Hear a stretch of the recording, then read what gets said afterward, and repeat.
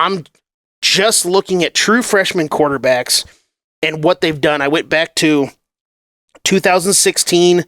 I looked at the top 15 rated recruiting quarterbacks, and excluding 2020 for obvious reasons of just the craziness and everything else like that. Can't really compare stats, even if they did start their true freshman year. I wanted to get a gauge as to what should we expect from a true freshman quarterback. 45, 50, 45, 40, 35, 30, he's gonna go! Holy cow! Big Red Junkies. Day by day, he gets better and better! We get better and better! Team is JPP!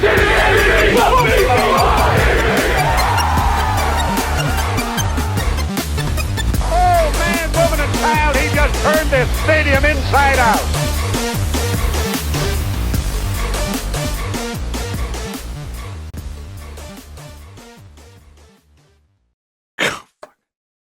Some of these are so tight. That's what she said. That's what he said. I'm sorry. Freshman quarterbacks. Yes. At least you didn't pour half that on your shirt. Jed, tell us what we're talking about. Yeah.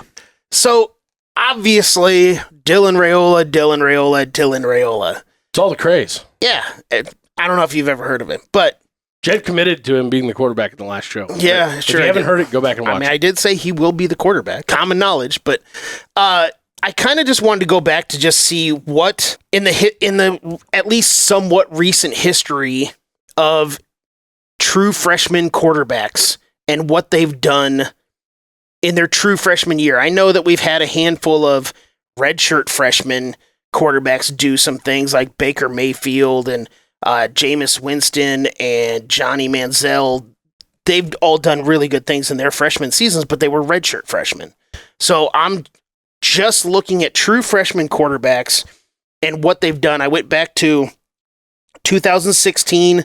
I looked at the top 15 rated recruiting quarterbacks, and excluding 2020 for obvious reasons of just the craziness and everything else like that. Can't really compare stats, even if they did start their true freshman year.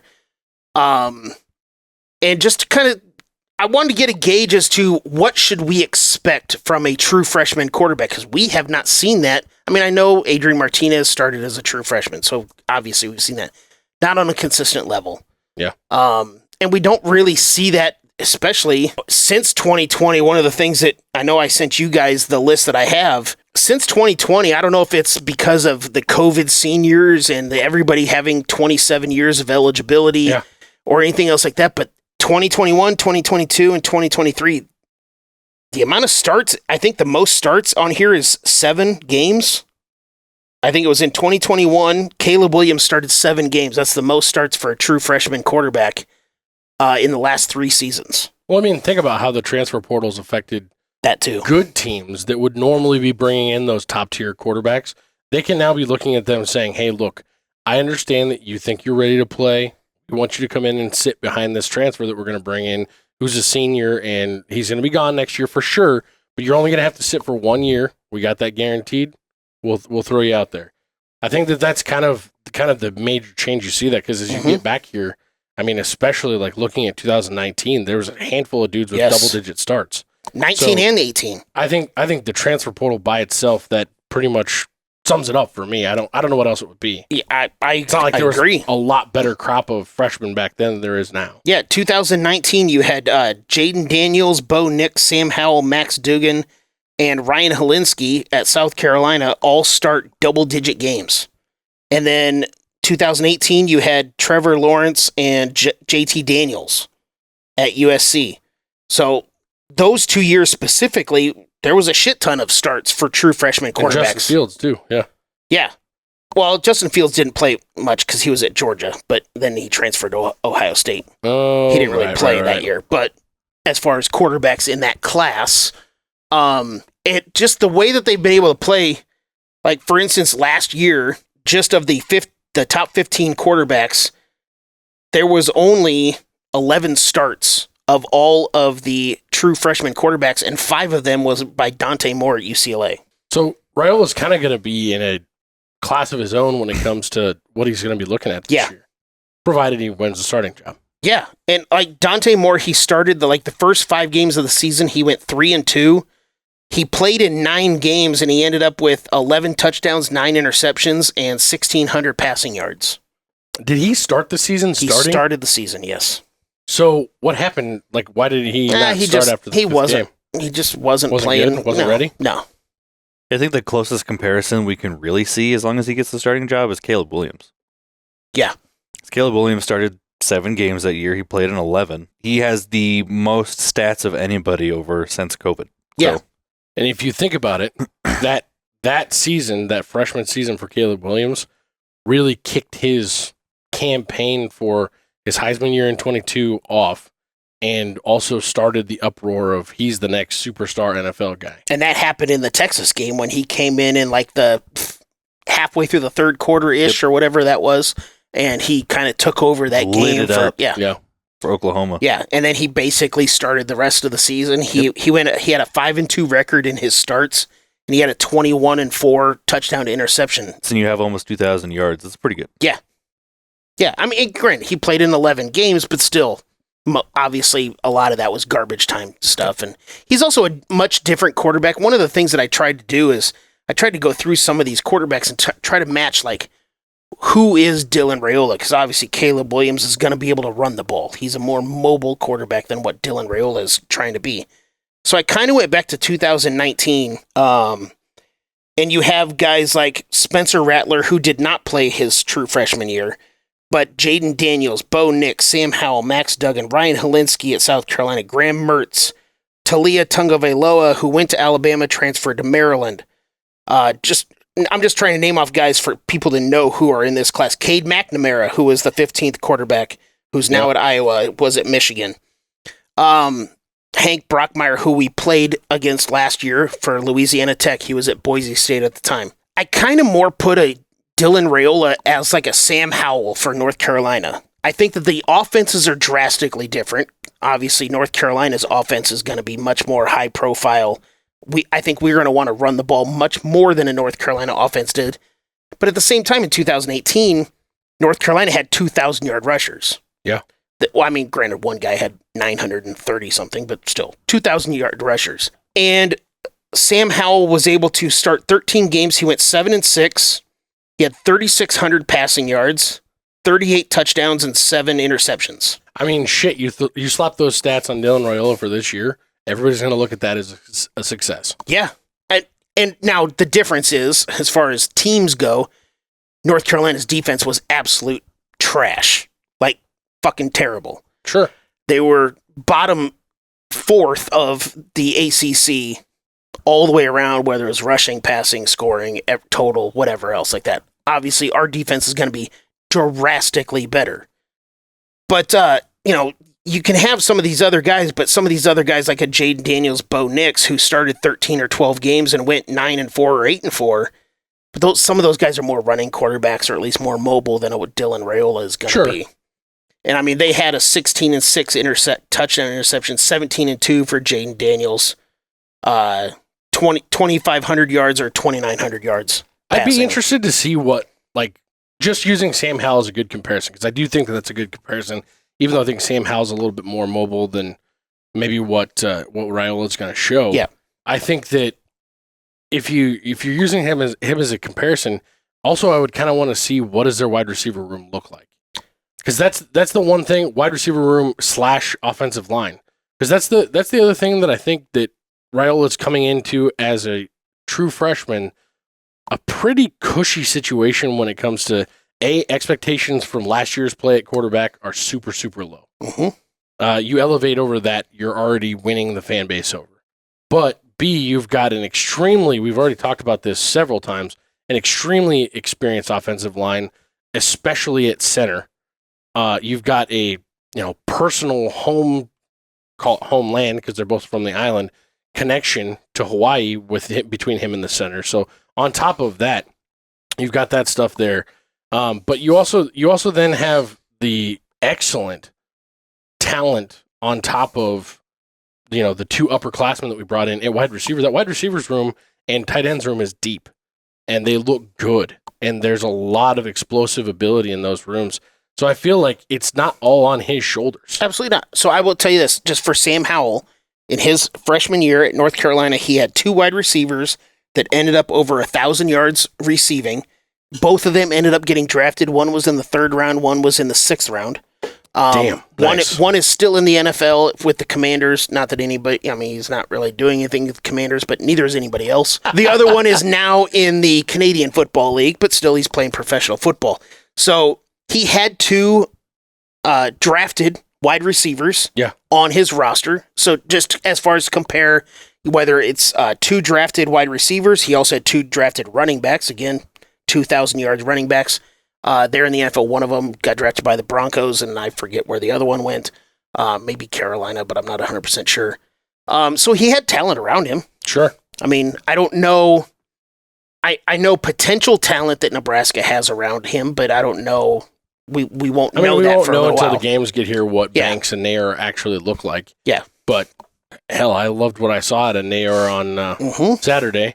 And the one attempt that I think Banks had thrown his way was sailed way out of bounds and over his head. So he didn't have an opportunity really to go up and get that. And he played very little. So. But I remember looking at him go up for that ball and come down right in front of the camera going, holy shit, that's a big guy. Yeah. He instantly reminded me of a taller version of Calvin Johnson. Just kind of like that build, that like standing, the imposing, almost Josh Gordon-esque build of just super, super muscular, DJ Metcalf maybe. But that was exciting. I tried to stay away when looking at all these numbers. I tried to stay away from comparing him to somebody like a Trevor Lawrence and a JT Daniels at USC and all those, the big name schools, because the talent that they have around them is so. No, I'm not trying to shit on Nebraska's talent, but it's not the same. Like, At least it hasn't been for a while. It's as good as our talent is getting, it's still not there. So I tried to stay away from comparing it from schools like that, not just because of the talent that they have around them, but even like Trevor Lawrence going into Clemson, what they were as a whole. They were a national championship team. Bingo. That they were plugging in a guy who they thought was the next dude. Exactly. Like, I'm not going to do the whole Alabama with Tua, a couple of years before that.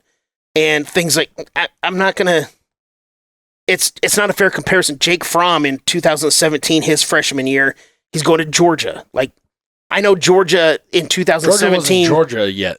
But they still had really good talent at Georgia. Like, that's just who they are. Go back and look at the recruiting classes. They were still up there. Yeah. So I tried to stay away from that. That's why I think Sam Howell might be the closest comparison, at least in these numbers that we're looking at, to what we maybe hope / expect, or what should we think we should be able to see from a Dylan Raiola as a true freshman. I don't really know. I mean, I could kind of maybe see a little bit of Bo Nix in there. Yeah. Just because, like, Bo Nix, yes, he's a little bit more mobile, but it's not like he's a running dual-threat quarterback. No, but he is mobile-ish. Like I like Sam Howell's numbers better. The only thing that hesitates me on Sam Howell is the North Carolina offense that Sam Howell was running is much more... super dynamic. Yeah. Yeah. Yeah. Than what Nebraska has, yeah. And he's the or at least what we know of. Well, yeah, what we had. We don't know what the offense is going to look like this year, too. That's what I was... Yeah. What was the OC's name there? He's now at Wisconsin? Phil Longo. But I don't know if Phil Longo was there at that time, Howell's first year. Okay. I guess I didn't look that deep into that. But also, that Sam Howell season, that was Mac Brown's first year. So... That was still him trying to build some stuff up. Yeah, man. I don't know. That's a really great comparison. When you look at... It's very interesting to me to see what, in our assumption, is that the portal has done to the freshmen starting. Yeah. Because I also think back, like you have on here one of the Nebraska boys from way back, Patrick O'Brien, 2016. Yep, Patrick O'Brien. I remember being stoked about that kid, and then we saw him get into 2 or 3 games late in the season. We were like, maybe we're not that excited. Yeah, if I'm not mistaken, he was one of our first Elite 11 quarterbacks to something like that to get out here. It's kind of funny looking back on the top 15 quarterbacks from the 2016 class. Only one of those quarterbacks did not and this is before the transfer portal. Only one of those quarterbacks did not transfer. Well, and typically you'd see everybody transfer, like, right. and you wouldn't think anything of it. But I'm looking at this, and the only one that you're seeing that actually, if I can remember correctly, even made it into the NFL is Jalen Hurts. Yeah. And I mean, Dwayne Haskins, R.I.P. Yeah. He got out there for a hot second, but and he was the only guy that didn't transfer. That was just a bad quarterback Because class. he started at Ohio State. Holy cow! Yeah, I know. Holy cow! 2 years in a row of not very good to bad quarterback classes, and then back-to-back years of superstar quarterback classes. Yeah, in 2017, the only good one was Tua. Yeah. Every now and then we get good water. But in 18, is what that is. think Tommy DeVito was in that 2017 class. Yeah, who? I don't even know who the fuck that is. Jake from State Farm? Who is this 5-star Davis Mills that went to Stanford? Exactly. I don't even know who that is. I'm Exactly. Like, what? When Stanford's Yeah. God damn. Holy cow. No, this is good stuff, man. I think that it would be really, really neat for us if we threw this out, if you don't mind. Maybe throw it out on Twitter as a file people could pull up and look at themselves. I'll figure out what we can do to put out as many of these stats as I possibly can come up with. You guys are more technical than I am, but even if I have to just add up some stats and I'll just put them out on Twitter or whatever else. But one of my questions was going to be, so again, kind of the point of this is, what do you expect from a Dylan Raiola? What do you expect from, whether the question is from a Dylan Raiola specifically or from a true freshman starting quarterback. If I were to tell you that he's going to have 2,600 passing yards, 25 touchdowns, and 7 interceptions, would you be okay with that? Yes. Well, if he starts every game, I feel like that would be a little, but I would be okay with it, sure. Because that's Adrian Martinez's freshman year. Yeah. Now, he did not have 25 passes before anybody says it. He had 17 passes, but I'm including his rushing touchdowns. Just if he has those types of touchdowns, for whether it's rushing or passing, 25 touchdowns, 7 interceptions, 2,600 rushing yards, and 65% completion percentage. Yeah, no, to me, that's a totally acceptable freshman year. And that also, to me, if you would have translated those numbers, specifically the touchdown to interception ratio, to just last season, that changes our record by probably 3 games. Mm-hmm. So you look at that and you move it to this year where everything on the team is going to be better. That's the thing about this season and the way that the team is built. Dylan Raiola doesn't have to be a superstar. I agree. He needs to not make big mistakes.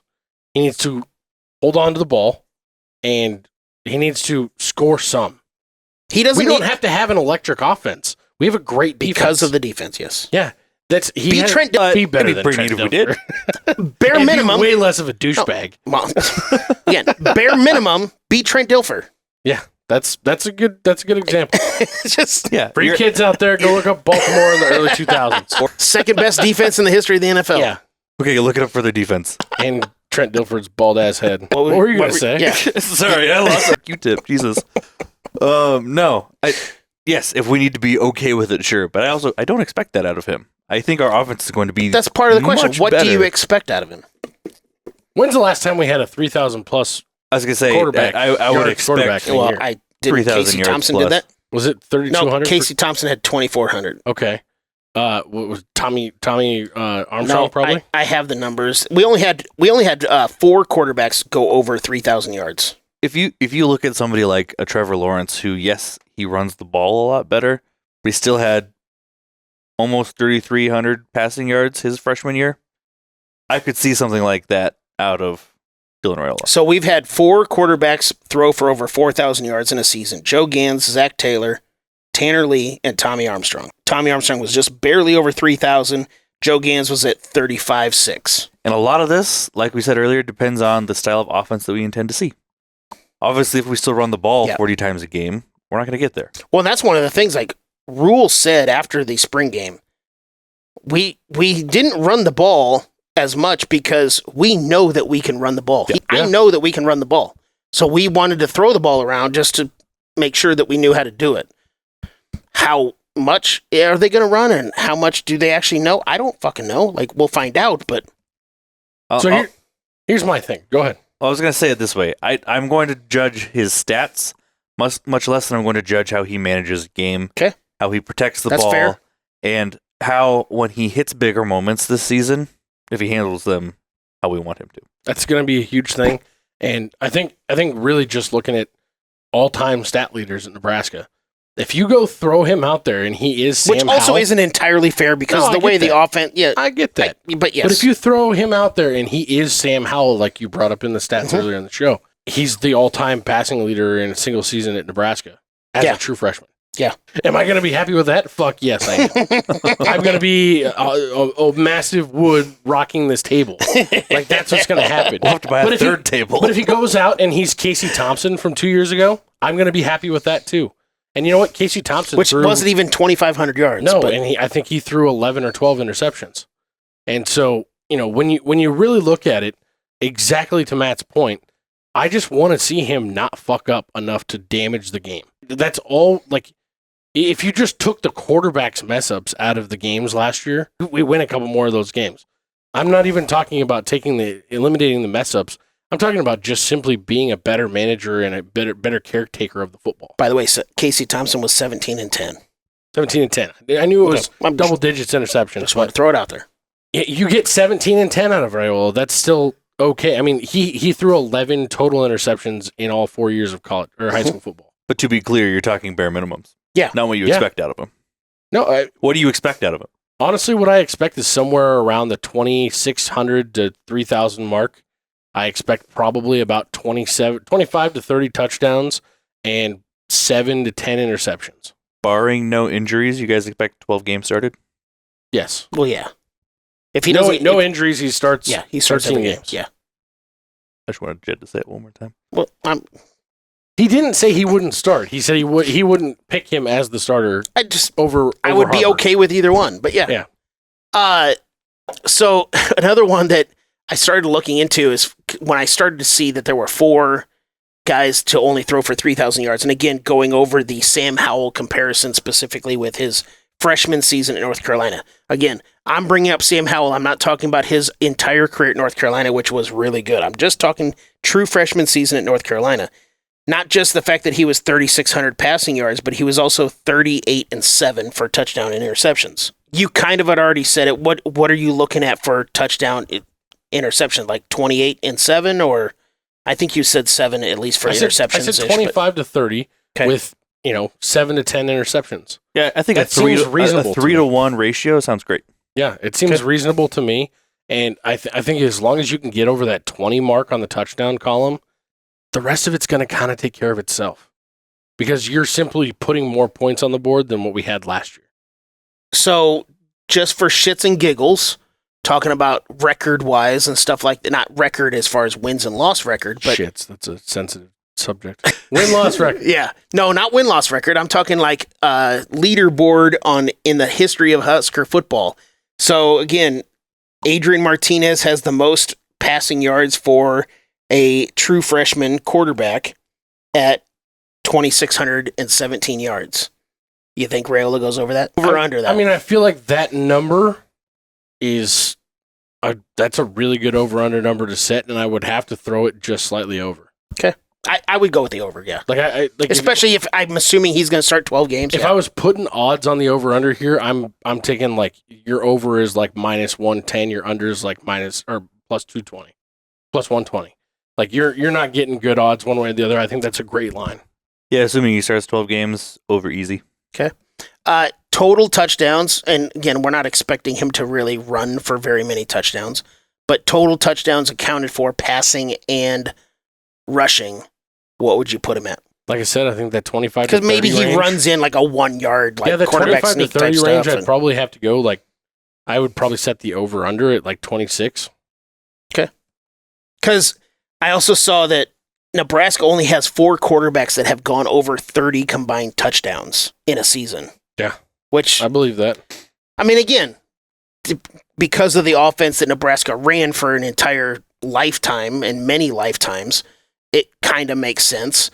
But it was just kind of weird that the highest number of touchdowns by a quarterback, both passing and rushing combined, was 33 by Taylor Martinez. Yeah, I don't think it's And a bad most thing. passing is Zach Taylor with 26. Yeah. I don't think it's a bad thing to And expect. even he didn't go over 30 because he only had like 1 or 2 rushing touchdowns. It's not a bad thing to expect high things out of the number 1 quarterback recruit in the country. Absolutely. No. So I would expect that to And be I over. think that he also expects those things of himself. Yeah. But one of the he doesn't have, when he went on the, sorry to cut you off. No, you're fine. When he went on Bussin' with the Boys podcast and he did that quick interview with them, they asked him straight up, who did the poem? The poem that he put out when he committed to Nebraska. I didn't that hear everybody this, but torched him for. yeah, absolutely. He said that his parents Nobody actually respects the art. had somebody write that for him. It was pretty douchey. It was it seemed douchey, but when you really when you think about it, and Will Compton actually made a good point about just the fact that that is kind of in the culture and in the way of. I didn't care that it was douchey. I'm just saying it was. No, but that's kind of in the culture and in the way that the Raiolas are, and that they just they believe they can manifest their own destiny, and you put that out there in the world, and you go try and live up to it. Yeah, look, they're sensitive fellas, man. They're crying on Saturday. Stop it. Stop it. I think it's cool that he's got that kind of confidence, and I think he does have the swagger to pull it off. As long as he doesn't get injured, I see him being I see him challenging for a top 5 spot on this single season passing record. Okay, so for sure. So I already said the 2,600 passing yards is the record for freshmen. Now, granted, it's just for freshmen, not necessarily for true freshmen, but the guy that holds the record was a true freshman, so whatever. What if I change the number for total touchdowns, passing and rushing, and I put it at 28.5? Passing and rushing, yeah, I'd still go over probably. Okay. Because you had said anywhere between 25 and 30, but that's kind of why I would. And like I've said, I hate that we keep going to Patrick Mahomes, but he does mimic his game.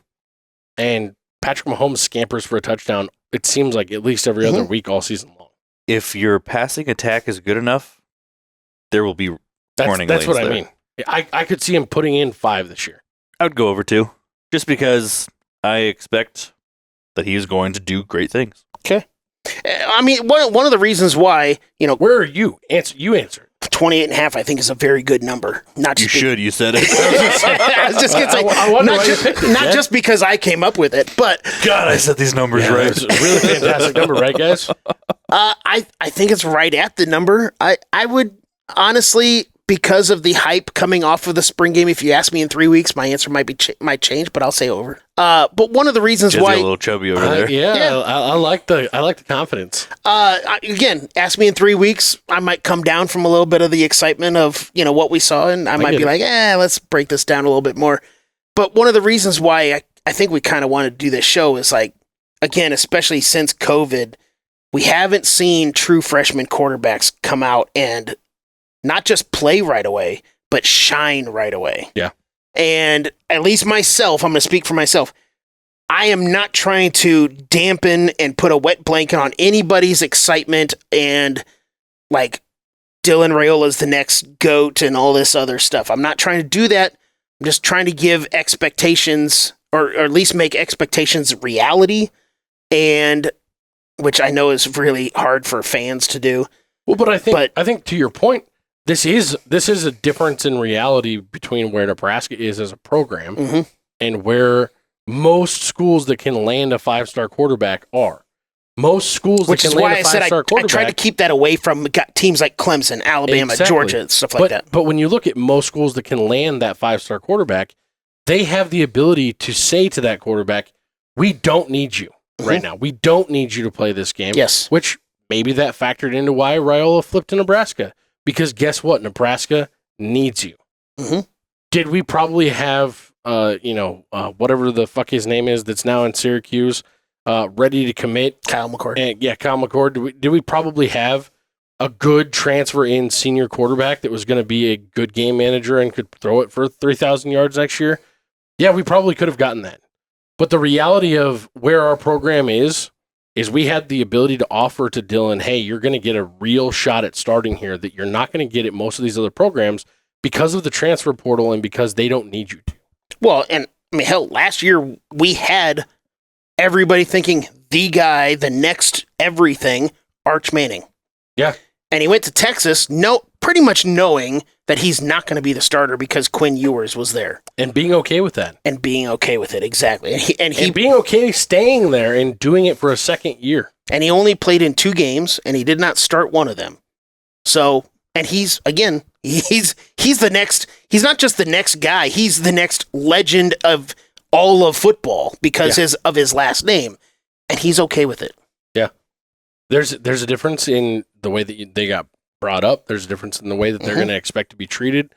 And you've also got a guy who's coming from a family full of Super Bowl rings that probably isn't hurting for money that much, like some of these other quarterbacks that are out there that might have come from nothing, and they need to go to the school that's going to give them the best opportunity to start right away, show themselves off, and try and get to the NFL.